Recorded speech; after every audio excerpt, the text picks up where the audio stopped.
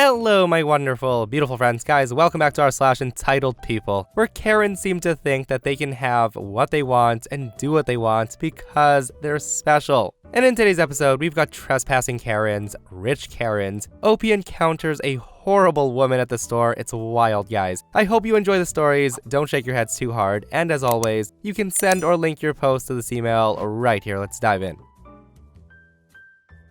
So this one's kind of long, but I will try to shorten it up as much as I can. This story takes place around 2007, when I was about 15 or so. For a short backstory, my dad was a pilot for a little over 20 years, and he retired 8 years ago due to poor health. In 2007, he was still flying for a private charter company who gave him a semi-old Merlin to fly. His job was to fly the owners of the plane anywhere they needed to go to run their businesses or take them on vacation with their families. Around this time, my parents were filing for a divorce, and my dad decided that I needed a vacation from my toxic mother. So after getting the okay from the boss he was scheduled to fly, my dad surprised me, and he told me he was taking me with him to Florida for a few days. Obviously, I was super excited since I loved flying with my dad ever since I was little. And of course, I loved watching him work. It was really cool. Now on to the story. My dad and I got up at around 4 a.m. and he drove to the small airport he had parked his plane. He left it there when he wasn't working so he wouldn't have to make the 4-hour drive into the big city where his bosses were. So after we flew to the small charter airport in the big city, we prepared the plane by cleaning the seats, restocking the cooler of drinks, and once his boss and family arrived, my dad and I loaded up their luggage. Already, my dad was a bit uneasy. You see, with a Merlin, you're not supposed to load up the backside of the plane with too much weight, as it causes the tail to dip a bit. If you load it too much, it can either cause the plane to tip backwards or potentially damage the tail on takeoff.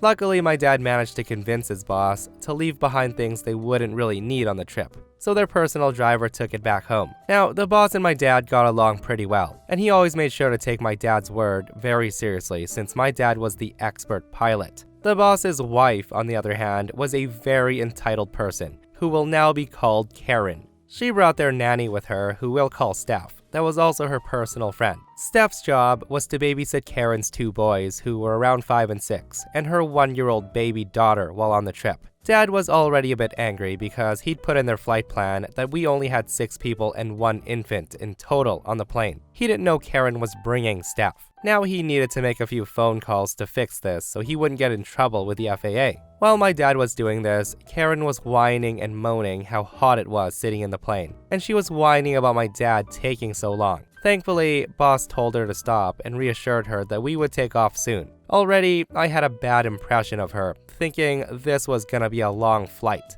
We then took off from the airport, and while the family and Steph sat in the back, my dad got to work. He was talking back and forth with the tower, getting clearance on turning and ascending to higher altitudes. We were about an hour into the flight when I noticed a flashing light on the console. Dad saw it too. I looked down to see that it was coming from what I call the plane's status gauge. It was blinking red for the right wheel compartment. I asked my dad if that was normal, and he seemed a bit confused. However, he reassured me that it shouldn't be a problem. A few minutes later, the right side began to shake pretty badly in a rhythmic way, and we knew that was not turbulence. I asked him if we should land and figure out what's wrong, and he agreed. And after talking to the boss, we landed safely in a nearby city. We waited in the terminal for boss and dad, and I was watching the news in the main lobby while Karen and Steph, who was holding the baby, complained about the stop.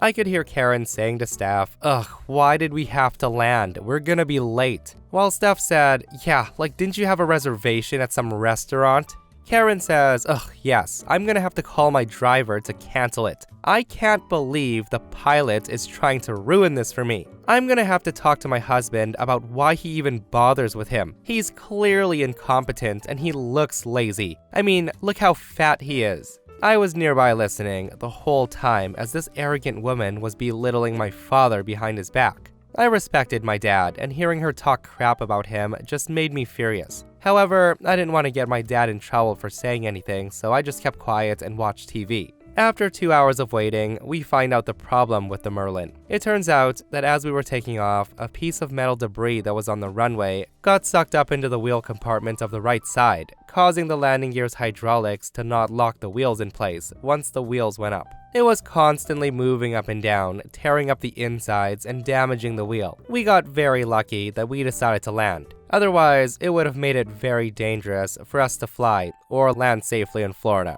if we made it there. So my dad personally began to make calls to arrange another charter flight for the boss, while the boss stayed with the plane to hear what it was gonna cost to fix it. Meanwhile, Karen's now letting her two boys run around the terminal like wild monkeys. They were annoying the staff, leaving a mess, overall just being wild animals.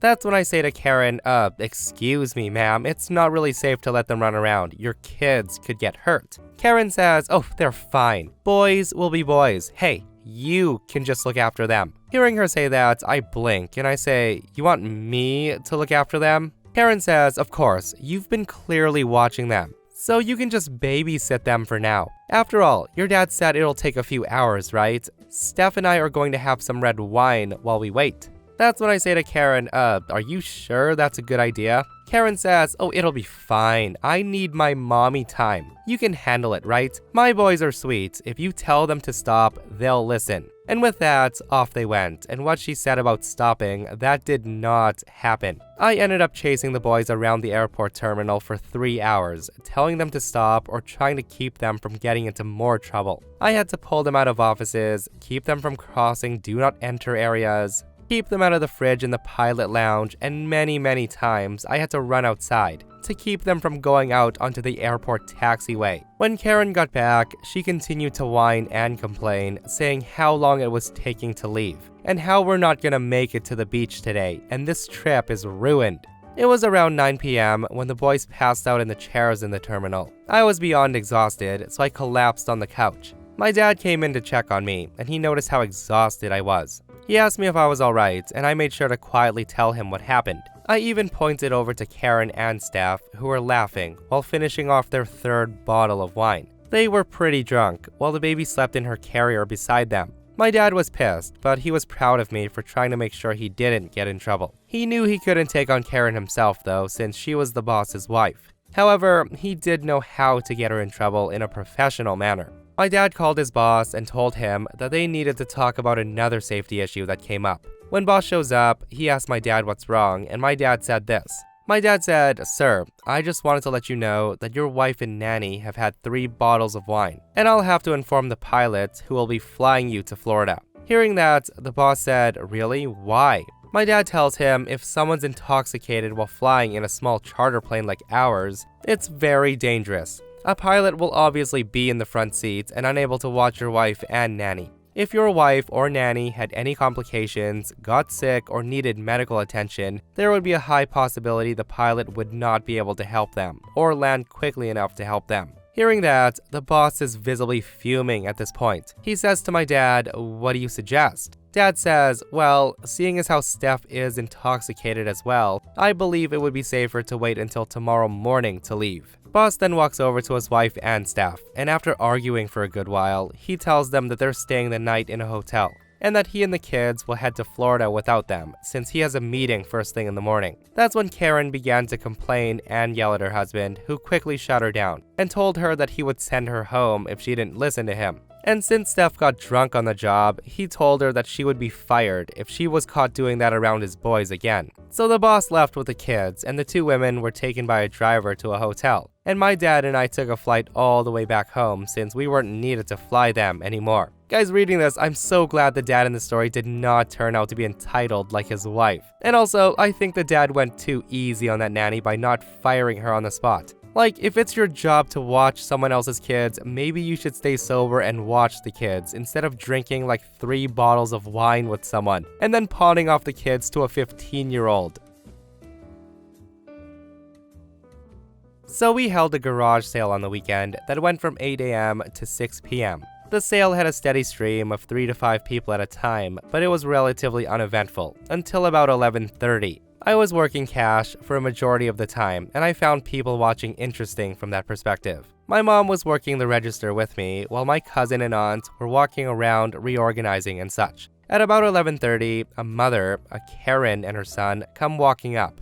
They did the expected browsing. Karen looked through clothes and home decor, while her son looked at the toys, games, and books. That's when I take a quick lunch break, so I switch out with my cousin.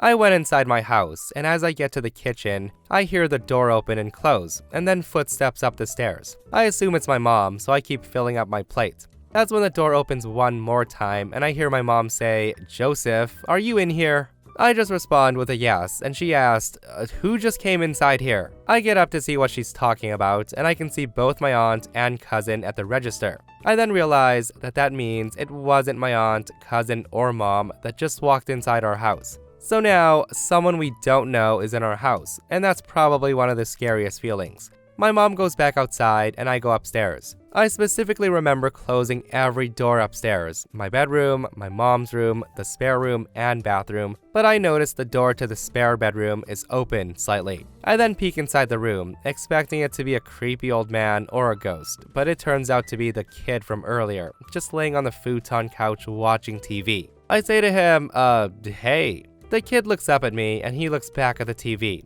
I ask him, "Why are you in here?" The kid again doesn't acknowledge me at this time. So I say, "Hey, I asked you a question."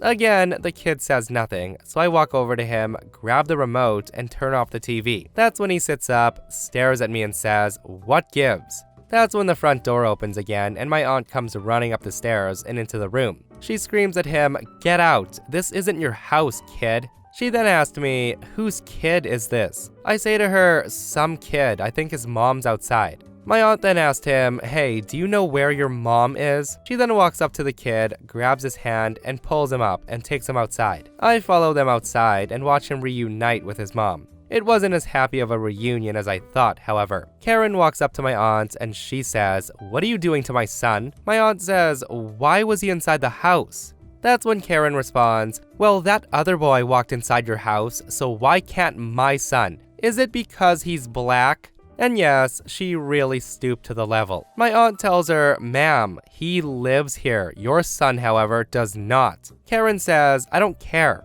You can't kick my son out just because he's black." That's when my cousin finally snaps and says, "Listen here. We never said anything about you being any color, and we never said anything about having a problem with you. We just said that your son cannot come into our house because no one gave him any permission. We're not kicking him out because he's black. We're kicking him out because he's trespassing and invading our home. We can and will call the cops if this happens again." That's when Karen says, "Well, we'll just come back with a lawyer for racial discrimination."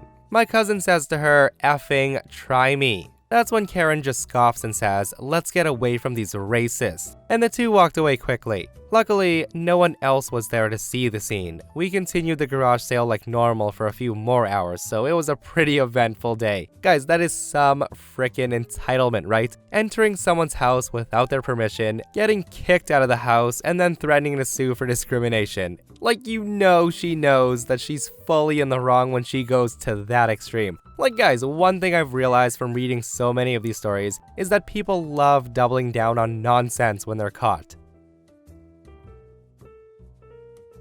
So here's some backstory. My daughter's disabled. She has nonverbal autism and she suffers from a traumatic brain injury, which means she looks relatively normal, but she's profoundly disabled.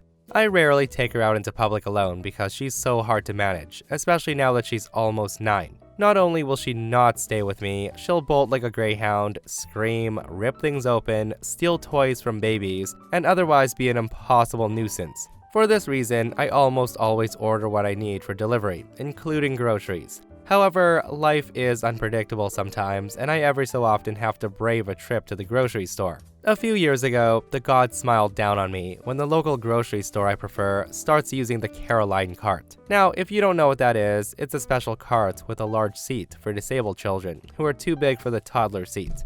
They park it with the scooters and wheelchairs with a big blue handicap marker on it, so parents don't mistakenly use it for their older, able-bodied children. So this particular day, a few weeks ago, the snow was so heavy and intense that not only was school canceled, but so was my grocery delivery. That means I would have to go to the store with my daughter. As usual, I walked in, praying that the Caroline cart was available, and thank goodness it was. Strapping my daughter into the seat, I start shopping. As usual, my first stop was the bakery to get a free cookie, as they always hand them out to kids. I noticed right away that there was a lot of other kids there that day, and I assumed that many parents were like me, saddled with their kids during a snow day and unable to get grocery delivery. The bakery was hopping, and there were a number of parents and kids waiting for a new batch of cookies to be ready. One of the mothers seemed particularly flustered, and I can't say I blamed her. Her daughter, who was around 5, was having a complete meltdown. She was angry, crying, shouting, demanding a cookie. I can hear the woman say, "They aren't ready yet, honey, we have to wait." Noticing the glances of everyone around her, she looked defensive, but she did apologize, saying, "I'm sorry, she's very tired. It's past her nap time." No one said anything. We were all parents and we understood. My daughter did not like the noise, however, and as she often does when she's irritated, she starts flapping her hands over her ears over and over again. That's when I got out her Minnie Mouse phone and I handed it to her, and she calmed down and starts playing with it. Looking over, I can see that Karen saw us, and she looked inexplicably relieved. She says to me, "Oh, thank goodness. That cart wasn't there when we came in. Do you mind if I use it? My kid is exhausted." I say to her, I'm sorry, but my daughter needs it. She's disabled." The Karen then blinks. She looks at my daughter playing quietly with her toy, and she says to me, "Well, she doesn't look disabled. What's wrong with her? Can she walk?" Hearing that, I was flabbergasted at how insanely rude that was. I say to Karen, yes, she can walk, but she would run off in a second. I can't hang on to her and shop at the same time." Karen then says, "So you're using the disabled cart because your daughter doesn't listen to you? That sounds like bad parenting to me. Look, she's much older than my girl and she seems fine. We really need the cart." The woman then starts coming over, and I protectively pulled the cart closer to me. I say to Karen, no, she has autism." And Karen says, "Jesus, everyone has autism nowadays. That's not a real disability." And I was pretty pissed off at this point. I say to her, "The cart is for disabled children. Like you said, not tired or sleepy children." That's when Karen says, "Just let me use the cart." The shouting upset my daughter again, and she starts doing the ear thing over and over. It was the first time she looked abnormal, and the woman looked visibly distraught and sort of grossed out. By now, other people were paying more attention, and this wonderful older woman said, "Ma'am, autism can be a severe disability. Look, you're upsetting the girl, and the cart is for disabled children. You need to stop right now." Hearing her defend me, I said thank you to the older woman, wishing I could go hug her because that was some Wonder Woman level intervention. But my daughter was so upset that I decided to skip the cookie and just leave. So I turned the cart around and walked off. No one stopped me, but the same older woman who stood up for me saw us waiting in line, and she insisted that I go in front of her so I could get home. I was so grateful. My little girl at that point was possessively clutching a string to a helium balloon that I was intending to buy, but I was debating on how to get it away from her so it could be scanned without making her flip out because you can't just take stuff from her. The kind old lady saw my struggle, and she reached out tearing the scan code sticker off the string, and she put it with her purchases. She then said to me, "I've got it." She then winked at me and said, "I think you could use a little extra kindness today after what happened." I say to her, "Oh no, it's an $8 balloon, really." The woman says, "I insist." I then thanked her profusely, and I left with tears in my eyes. I love it when people try to make my day a little easier. Well guys, I just gotta say that we need more people like that lovely older woman. Coming to OP's rescue was the best thing that I've read in a while, guys. And shame on Karen for trying to take that card away from OP. And seriously, I couldn't help but shake my head when OP was explaining that her daughter couldn't be controlled, and Karen was like, "Oh, it sounds like a parenting problem."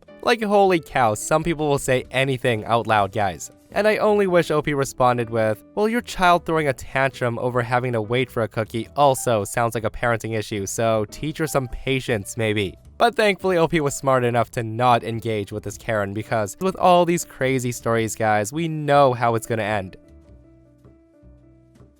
So here's the situation. My husband, 36 years old, and I, 30, have 3 kids, 2, 4, and 7. I'm a stay-at-home mom, and I take care of the kids while my husband works full-time. Well, my sister's wedding was last week. We live hours away, which is an issue for my husband. When we first got the invite, he told me that he wasn't going and that he'll stay for the kids, and suggested I do the same. The wedding does not allow kids, and my husband doesn't want to hire a babysitter because the last one robbed us. We'd gone back and forth on this, but I insisted on going since that's my only sister, and I want to attend what might be a once-in-a-lifetime event for her, and knock on wood. He just chuckled at my statement, and we stopped talking about it. So as the wedding was approaching, he brought it up, and he told me to miss it and stay with the kids. I suggested that since no babysitters were allowed, that I could get my friend to stay with the kids, but he refused. I just ignored him, spoke to my friend who agreed to watch the kids for free, and booked a ticket to travel to my sister's town. Well, my husband found out, and he went on how he had work, and that the most logical solution is that I stay home with the kids and let him make his living. I told him that I already took care of the kids and they'll stay with my friend. And honestly, at this point, I grew impatient. So the day of my flight, I dropped the kids off at my friend's place and then head to the airport. That's when I found out that my husband had canceled my plane ticket. Now I was upset, but I still insisted on going, so I went home, got into my car, and I drove 4 hours to the town. At 5 p.m., my husband called and he was freaking out, asking me where I was. I told him I made it to my sister's town and he blew up, saying I'm not supposed to go. Even said he canceled my ticket to get me to stay. My husband then demanded that I return, but I said not until the wedding was over. He then called me a horrible and neglectful mom, and then even had his mom scold me, and she accused me of abandoning my own kids. There was of course a huge argument when I returned home, and my husband kept on saying that I was horrible to leave the kids and to ignore him like that, and to do what I wanted. My husband's giving me the silent treatment and I can no longer take it. I feel guilty and I didn't enjoy the wedding at all. So was I in the wrong for going? Yeah, I don't think OP was in the wrong at all, guys. And honestly, the husband not wanting OP to go at all to the point where he cancels her plane ticket is absolutely wild. Like financial abuse, isolating OP from loved ones, controlling behavior, making her feel guilty about leaving her kids. OP should not be feeling guilty at all. In fact, I personally think she needs to rethink this relationship.